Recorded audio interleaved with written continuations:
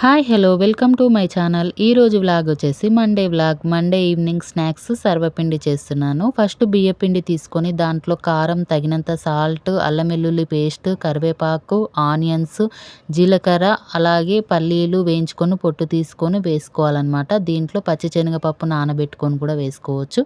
నేనైతే పల్లీలు వేసుకొని మొత్తం మిక్స్ చేసుకొని వాటర్ వేసుకొని కలుపుకోవాలి.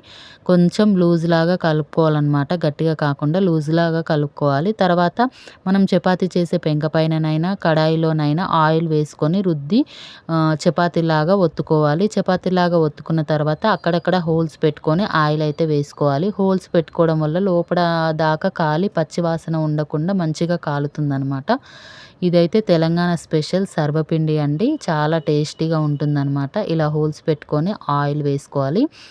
ఇది కడాయిలో పెట్టుకున్నాను నేను. కడాయిలో పెట్టుకొని 2 సైడ్స్ కాల్చుకోవాలన్నమాట. ఇలా ఒక సైడ్ రెడ్ కలర్ వచ్చేంత వరకు ఉంచుకొని ఇంకో సైడ్ తిప్పుకొని కాల్చుకోవాలి. తెలంగాణ స్పెషల్ చాలా టేస్ట్‌గా ఉంటుంది. ఒక్కసారి మీరు కూడా ట్రై చేయండి. మా వీడియో గనక నచ్చినట్లయితే లైక్ చేయండి, షేర్ చేయండి. తప్పకుండా సబ్స్క్రైబ్ చేసుకోండి.